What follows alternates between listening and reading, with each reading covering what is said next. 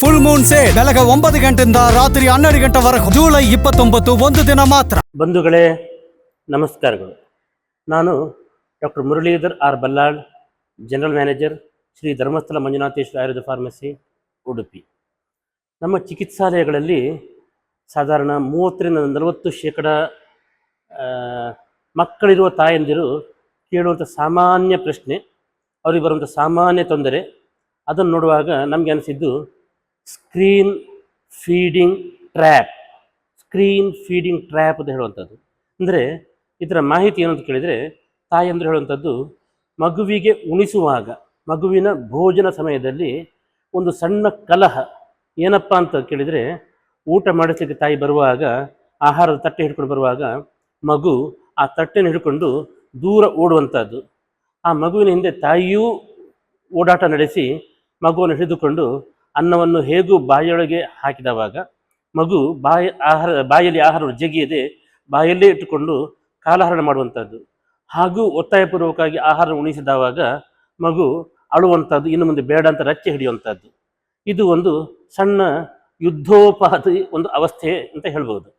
ಇದನ್ನು ತಪ್ಪಿಸಲಿಕ್ಕೆ ತಾಯಂದಿರು ಕಂಡುಕೊಂಡಿರುವಂಥ ಒಂದು ಸುಲಭೋಪಾಯ, ಒಂದು TV ಇಲ್ಲ ಮೊಬೈಲ್, ಇವುಗಳ ವೀಕ್ಷಣೆ ಮಾಡಿಸುತ್ತಾ ಮಗು ಅವುಗಳ ವೀಕ್ಷಣೆಯಲ್ಲಿ ಮಗ್ನವಾಗಿರುವಾಗ ಹಲವಾರು ತುತ್ತುಗಳನ್ನು ಉಣಿಸಿ ಊಟವನ್ನು ಮುಗಿಸುವಂಥದ್ದು. ತಾಯಿಗೆ ಒಂದು ಯುದ್ಧವನ್ನು ಗೆದ್ದಷ್ಟೇ ಸಂಭ್ರಮ, ಸಂತೋಷ. ಮಗುವಿಗೆ ಇದರ ಪರಿವೇ ಇಲ್ಲ, TV ಮೊಬೈಲ್ನ ವೀಕ್ಷಣೆಯಲ್ಲಿ ಮಗ್ನವಾಗಿದೆ. ಇದು ಸರಿಯೇ ಅಂತ ಕೇಳುವಂಥದ್ದು. ಇದರಲ್ಲಿ ನಾವು ಏನು ಹೇಳ್ತೇವೆ, ಇದೊಂದು ಟ್ರ್ಯಾಪ್ ಅಂತ ಹೇಳ್ತೇವೆ. ನೀವು ಅದು ಏನು ವಿಷಯ ಅಂತ ಕೇಳಿದರೆ, ಬಂಧುಗಳೇ, ನಮ್ಮ ಆಯುರ್ವೇದ ಶಾಸ್ತ್ರದ ಋಷಿಮುನಿಗಳು ಹೇಳುವಂಥದ್ದು ತನ್ಮನ ಭುಂಜೀತ. ಇದರ ಅರ್ಥ ಏನು ಅಂತ ಕೇಳಿದರೆ, ಒಂದು ಆಹಾರ, ಆ ಆಹಾರವು ನಮ್ಮ ಹತ್ತಿರ ಬರುವಾಗ ಆ ಸೇವನೆ ಮಾಡುವ ಮೊದಲು ಅದರ ಗಂಧ ಅಂದರೆ ಸ್ಮೆಲ್, ಅದರ ವರ್ಣ, ಅದರ ಬಾಯಲ್ಲಿಟ್ಟ ಕೂಡ ಅದರ ಏನು ಸ್ವಾದ, ಇವುಗಳು ಬಂದಾವಾಗ ಇವುಗಳು ಒಂದು ಸಿಗ್ನಲನ್ನು ನಮ್ಮ ನರಮಂಡಲಕ್ಕೆ ಕಳುಹಿಸಿ ನಮ್ಮ ಮಿದುಳು, ನಮ್ಮ ನರಮಂಡಲ ಈ ಸಿಗ್ನಲನ್ನು ಪ್ರೋಸೆಸ್ ಮಾಡಿಕೊಂಡು ಇನ್ನೊಂದು ಸಿಗ್ನಲ್ ಕಳಿಸ್ತದೆ. ಏನಪ್ಪ ಅಂತ ಕೇಳಿದರೆ, ನಮ್ಮಲ್ಲಿ ಸಲೈವರಿ ಗ್ಲ್ಯಾಂಡ್ಸ್ ಅಂತಿದೆ, ಇದರಲ್ಲಿ ಲಾಲಾಸ್ರಾವ ಅಂತ ಹೇಳ್ತೇವೆ.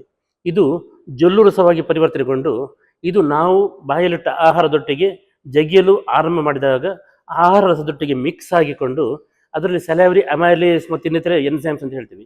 ಇದು ಆಹಾರದೊಟ್ಟಿಗೆ ಮಿಕ್ಸ್ ಆಗಿ ಅಲ್ಲಿಂದ ಆಹಾರ ಮುಂದೆ ಜಠರಕ್ಕೆ ಹೋಗ್ತಾ ಇರುವಾಗ ಏನು ಸಿಗ್ನಲ್ ಸಲೈವರಿ ಗ್ಲ್ಯಾಂಡ್ಸನ್ನು ಸ್ರಾವ ಮಾಡಲು ಬಂತು, ಅಂಥದ್ದೇ ಸಿಗ್ನಲ್ ಜಠರಕ್ಕೂ ಹೋಗಿ ಅಲ್ಲಿ ಹೈಡ್ರೋಕ್ಲೋರಿಕ್ ಆ್ಯಸಿಡ್, ಪೆಪ್ಸಿನ್, ಇನ್ನಿತರೆ ಜಠರದ ಕಿಣ್ವಗಳು, ಎನ್ಸೈಮ್ಸ್ಗಳು ಸ್ರವಿಸಿ ಇದು ಆಹಾರದೊಟ್ಟಿಗೆ ಮಿಕ್ಸ್ ಆಗಿಕೊಂಡು ಆಹಾರವನ್ನು ಸಂಪೂರ್ಣ ಜೀರ್ಣ ಮಾಡಲು ಅನುಕೂಲವಾಗುತ್ತದೆ. ಇಲ್ಲಿಂದ ಕರುಳಿಗೆ ಸಾಗುತ್ತಿದ್ದಂತೆ ಪುನಃ ನರಮಂಡಲದ ಸಿಗ್ನಲ್ ಕರುಳಿಗೆ ಪಾಸಾಗಿ ಇಂಟೆಸ್ಟೈನಲ್ ಪೆಪ್ಟಿಡೇಸ್, ಎಮೈಲೇಸ್, ಬೈಲ್ ಸಾಲ್ಟ್ಸ್, ಬೈಲ್ ಪಿಗ್ಸ್ ಇವೆಲ್ಲ ಜಠರಕ್ಕೆ ಬಂದು ಆಹಾರವು ಪರಿಪೂರ್ಣವಾಗಿ ಪಚನೆಗೊಂಡು ಇದರ ಪೌಷ್ಟಿಕಾಂಶವು ನಮ್ಮ ರಕ್ತಮಂಡಲಕ್ಕೆ, ಮೈಗೆ ಸೇರುತ್ತದೆ. ಯಾವಾಗ ನಾವು ಸ್ಕ್ರೀನ್ ಫೀಡಿಂಗ್ ಫುಡ್ ಇಂಟೇಕ್ ಅಂತ ಹೇಳ್ತೇವೆ, ಇದು ಯಾಂತ್ರಿಕವಾಗುತ್ತದೆ. ಯಾಂತ್ರಿಕವಾದವಾಗ ನರಮಂಡಲ ಇದಕ್ಕೆ ಬೇಕಾದ ಸಿಗ್ನಲ್ ರಿಲೀಸ್ ಮಾಡದೇ ಇರುವಾಗ ಅಲ್ಲಿ ಇನ್ನೊಂದು ವಿಷಯ ಏನಾಗ್ತಾ ಇದೆ ಹೇಳಿದ್ರೆ, ಈ ಮೊಬೈಲ್ ಅಥವಾ TV ವೀಕ್ಷಣೆ ಮಾಡುವಾಗ ಡೋಪಮೈನ್ ಸೆಕ್ರೇಷನ್ ಆಗ್ತಾ ಇರ್ತದೆ. ಈ ಡೋಪಮೈನ್ ಸೆಕ್ರೇಷನ್ ಆಗ್ತಾಗ ಒಂದು ಮೆದುಳಿಗೆ ಒಂದು ಸಣ್ಣ ಕಿಕ್ ಅಂತ ಹೇಳ್ತೇವೆ. ಹಾಗಾಗಿ ನಮ್ಮ ಸಂಪೂರ್ಣ ನರಮಂಡಲ ಆ ಡೋಪಮೈನ ಸಾಗರದಲ್ಲಿ ಮುಳುಗಿ ಒಳಗುತ್ತಾ ಇರುವಾಗ ಈ ಫುಡ್ಡಿನ ಜೀರ್ಣಕ್ಕೆ ಬೇಕಾಗುವ ಸಿಗ್ನಲ್ಗಳು ವೀಕ್ ಆಗ್ತಾ ಹೋಗುವಾಗ ನಮ್ಮ ಬಾಯಲ್ಲಿ ಜೊಲ್ಲು ರಸವಾಗಲಿ, ಹೊಟ್ಟೆಲಿನ ಜಠರ ರಸಗಳಾಗಲಿ, ಕರುಳಿನ ರಸಗಳಾಗಲಿ ಸಂಪೂರ್ಣವಾಗಿ ಸ್ರಾವ ಆಗದಿರುವ ಕಾರಣ ಈ ಆಹಾರವು ಸಂಪೂರ್ಣವಾಗಿ ಪಚನೆ ಆಗುವುದಿಲ್ಲ. ಆಹಾರ ಸಂಪೂರ್ಣ ಪಚನೆ ಆಗದಿದ್ದ ಕಾರಣ ಅದರ ಪೌಷ್ಟಿಕಾಂಶಗಳು ಮೈಗೆ ಸೇರುವುದಿಲ್ಲ. ಸೇರದೇ ಇದ್ದ ಕಾರಣ ಮಗು ಲೆಕ್ಕ ಪ್ರಕಾರವಾಗಿ ಟೈಮ್ ಟು ಟೈಮ್ ಆಹಾರ ಸೇವನೆ ಮಾಡುತ್ತಿದ್ದರೂ ಕೂಡ ಮಗುವಿನ ವೆಯ್ಟ್ ಗೇನ್ ಅಂತ ಏನು ಹೇಳ್ತೇವೆ, ಅದು ಎಕ್ಸ್ಪೆಕ್ಟೆಡ್ ರಿಸಲ್ಟ್ಸ್ ಬರ್ತಾ ಇರುವುದಿಲ್ಲ. ಅಥವಾ ಇದರ ಇನ್ನೊಂದು ಏನು ಎರರ್ ಆಗ್ತಾ ಇದೆ, ನಾವು ಸಿಫ್ಯಾಲಿಕ್ ಡೈಜೆಷನ್ ಅಂದರೆ ನಾನು ಮೊದಲು ಏನು ಹೇಳ್ತಾ ಇದೆ, ಹಂತವಾಗಿ ಡೈಜೆಷನ್, ಇದನ್ನು ಸಿಫ್ಯಾಲಿಕ್ ಫೇಸ್ ಆಫ್ ಡೈಜೆಷನ್ ಅಂತ ಹೇಳ್ತೇವೆ. ಈ ಡೈಜೆಷನಲ್ಲಿ ಒಂದು ಪ್ರಮಾಣದ ಆಹಾರವು ಶರೀರಕ್ಕೆ ಸೇರಿದವಾಗ ಒಂದು ಸ್ಯಾಶಿಟಿ ಸಿಗ್ನಲ್ ಅಂತ ಉತ್ಪತ್ತಿಯಾಗಿ ಇದು ನರಮಂಡಲದಿಂದ ಇನ್ನೂ ಆಹಾರ ಸಾಕು ಅಂತ ಸಿಗ್ನಲ್ ಕೊಡುತ್ತದೆ. ಈ TV ಅಥವಾ ಮೊಬೈಲ್ ವೀಕ್ಷಣೆಯಲ್ಲಿ ಮುಳುಗಿ ಹೋಗುತ್ತಿರುವಾಗ ಈ ಸ್ಯಾಶಿಟಿ ಸಿಗ್ನಲ್ ಬರದೆ ಮಗು ಅತಿಯಾದ ಆಹಾರ ಸೇವನೆ ಮಾಡಿ ಒಂದು ಬಾಲ್ಯ ಬೊಜ್ಜು ಹೇಳುವಂಥ ಅವಸ್ಥೆಗೂ ಒಂದು ಕಾರಣವಾಗುತ್ತದೆ. ಹೀಗೆ ಇವೆಲ್ಲ ಸಮಸ್ಯೆಗಳು ನಾನು ಮೊಬೈಲ್ ಅಥವಾ ಟಿ ವಿಯ ವ್ಯಸನದ ಬಗ್ಗೆ ಮಾತನಾಡುತ್ತಿಲ್ಲ, ಬರೀ ಹಸುವಿನ ಮೇಲೆ, ಆಹಾರದ ಜೀರ್ಣದ ಮೇಲೆ ಏನು ಪ್ರಭಾವ ಆಗುತ್ತೆ ಅದನ್ನು ನಾನು ಹೈಲೈಟ್ ಮಾಡ್ತಾ ಇದ್ದೇನೆ. ಇದರಿಂದ ಹೊರಬರುವ ವಿಧಾನ ಏನು ಅಂತ ನೀವು ಕೇಳಿದರೆ, ನಂಬರ್ 1 ಸಂಪೂರ್ಣ ಡಿಜಿಟಲ್ ಉಪವಾಸ. ಹೌದು, ತಾಯಂದಿರಿಗೆ ಸ್ವಲ್ಪ ಕಷ್ಟ ಆಗಬಹುದು, ಪೇರೆಂಟ್ಸ್ ಅಜ್ಜ ಅಜ್ಜಿ ತಂದೆ ತಾಯಿ ಎಲ್ಲರೂ ಸೇರಬೇಕಾಗಬಹುದು, ಆದರೆ ಇದು ಆಗಲೇಬೇಕಾದದ್ದು ಡಿಜಿಟಲ್ ಉಪವಾಸ. ಮಗುವಿನ ಆಹಾರ ಸೇವನೆ ಕಾಲದಲ್ಲಿ ಯಾವುದೇ ಗ್ಯಾಜೆಟ್ಸ್, ಟಿ ವಿ ಆಗಲಿ ಮೊಬೈಲ್ ಆಗಲಿ ಇನ್ನಿತರೆ ಗಮನವನ್ನು ಸೆಳೆಯುವ ತಂತ್ರಗಳಾಗಲಿ ಆಗದು. ಏನು ಮಾಡಬಹುದು ಅಂತ ಕೇಳಿದರೆ, ನೀವು ಗ್ರಾಮ್ಯ ಪರಿಸರದಲ್ಲಿದ್ದರೆ ಮಗುವಿಗೆ ನಾಯನ್ನು, ಬೆಕ್ಕನ್ನು, ಹಕ್ಕಿಗಳನ್ನು ತೋರಿಸುವಂಥದ್ದು. ಇನ್ನು ತೀರಾ ಸಿಟಿ ಪರಿಸರದಿಂದಾದರೆ ಸ್ವಲ್ಪ ನಾನು ಈ ಮೊದಲೇ ಹೇಳಿದಂತೆ ತನ್ಮನ ಭುಂಜೀತ, ಅಂದರೆ ನೋಡು ಮಗು, ಈ ಕ್ಯಾರೆಟು ಬೀಟ್ರು ಹೇಗೆ ಕೆಂಪಾಗಿದೆ, ಈ ಬೆಳ್ಳುಳ್ಳಿ ನೋಡು ಏನು ಟೇಸ್ಟಿಯಾಗಿದೆ, ಈ ನೀರುಳ್ಳಿ ನೋಡು ಇದರ ಪರಿಮಳ ನೋಡು, ಕೊತ್ತಂಬರಿ ಸೊಪ್ಪು ನೋಡು, ಏನೋ ಮಗುವಿನ ಗಮನವನ್ನು ಆಹಾರದ ಮೇಲೆ ಸೆಳೆದುಕೊಂಡು ಮಗುವಿನ ಫೋಕಸನ್ನು ಶಿಫ್ಟ್ ಮಾಡಿಕೊಂಡು ಆಹಾರವನ್ನು ಕೇಂದ್ರೀಕರಿಸಿಕೊಂಡೇ ಸೇವನೆ ಮಾಡುವಂಥದ್ದು, ಅದನ್ನು ನಮ್ಮ ಶಾಸ್ತ್ರ ತನ್ಮನ ಭುಂಜಿತ ಅಂತ ಹೇಳ್ತೇವೆ. ಹೀಗೆ ಮಗುವಿನಿಗೆ ಆಹಾರದ ಮೇಲೆ ಮೈಂಡ್ಫುಲ್ ಈಟಿಂಗ್ ಅಂತ ಹೇಳ್ತೇವೆ, ಆಹಾರವನ್ನು ಕೇಂದ್ರೀಕರಿಸಿಕೊಂಡು ಸೇವನೆ ಮಾಡುವಂಥದ್ದು. ಇದರಿಂದ ಸಂಪೂರ್ಣ ಜೀರ್ಣಾಂಗಗಳನ್ನು ಮೆದುಳು ಪ್ರಚೋದಿಸಿಕೊಂಡು ಇದರ ಸಂಪೂರ್ಣ ಸತ್ವಗಳು ಮೈಗೆ ಸೇರುತ್ತವೆ. ಹಾಗಾಗಿ ಇದು ಪ್ರಪ್ರಥಮ digital fasting and mindful eating.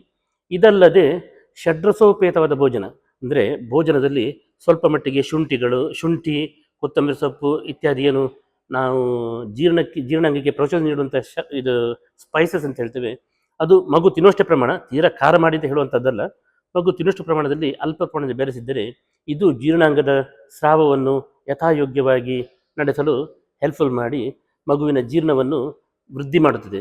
ಇನ್ನೊಂದು ಸಣ್ಣ ಟಿಪ್ಸ್ ಹೇಳಿದರೆ, ಮಗು ಹಸಿವಾಗೋ ತನಕ ಕಾಯಬೇಕು. ಇದರಲ್ಲಿ ಹಸಿವು ಟೈಮ್ ಟು ಟೈಮ್ ಆಗಬೇಕಾದ್ರೆ ಮಗುವಿಗೆ ಫಿಸಿಕಲ್ ಎಕ್ಸಸೈಸ್ ಇರಬೇಕು. ಮಗು ಇನ್ನಿತರ ಸಮಯದಲ್ಲಿ ಫಿಸಿಕಲ್ ಎಕ್ಸಸೈಸ್ ಮಾಡಿಕೊಂಡು ಓಡಾಡಿಕೊಂಡಿದ್ದರೆ ಕಾಲಕ್ಕೆ ಹಸಿವಾಗುತ್ತದೆ. ಹಸಿವಾದ ನಂತರ ಊಟ ಮಾಡುವಂಥದ್ದಿದ್ದರೆ ಈ ಮೈಂಡ್ಫುಲ್ ಈಟಿಂಗ್ ಮತ್ತು ತನ್ಮನ ಮುಂಚಿತ ಸಹಾಯದಿಂದ ಚೆನ್ನಾಗಿ ಊಟ ಮಾಡಿಸಿ ಆ ಆಹಾರವು ಜೀರ್ಣ ಚೆನ್ನಾಗಿ ಆಗಿಕೊಂಡು ಅದರ ಪೌಷ್ಟಿಕಾಂಶಗಳು ಮೈಗೆ ಸೇರುತ್ತದೆ. ಹೀಗೆ ಈ ಸ್ಟ್ರಾಟಜಿ ಮಾಡಿಕೊಂಡು ಮೊಬೈಲ್ ವೀಕ್ಷಣೆಯ ಡಿಜಿಟಲ್ ಸ್ಕ್ರೀನ್ ಈಟಿಂಗ್ ಟ್ರ್ಯಾಪಿಂದ ಹೊರಬರಬಹುದು ಅಂತ ಹೇಳಿ ನನ್ನ 2 ಮಾತುಗಳನ್ನು ಮುಗಿಸುತ್ತೇನೆ. ನಮಸ್ಕಾರಗಳು. ಯಾವುದೇ ಸುದ್ದಿಯ ಅಪ್ಡೇಟ್ ಅನ್ನ ಮಿಸ್ ಮಾಡ್ಕೊಳ್ಬಾರ್ದು ಅಂದ್ರೆ ಈಗ್ಲೇ ಒನ್ ಇಂಡಿಯಾವನ್ನ ಸಬ್ಸ್ಕ್ರೈಬ್ ಮಾಡಿ. ನಿಮಗೆ ಬೇಕಾದ ಭಾಷೆಯಲ್ಲಿ ಎಲ್ಲಾ ಸುದ್ದಿ ತಿಳಿಬೇಕು ಅಂದ್ರೆ ಒನ್ ಇಂಡಿಯಾ ಆಪ್ ಅನ್ನ ಡೌನ್ಲೋಡ್ ಮಾಡ್ಕೊಳ್ಳಿ.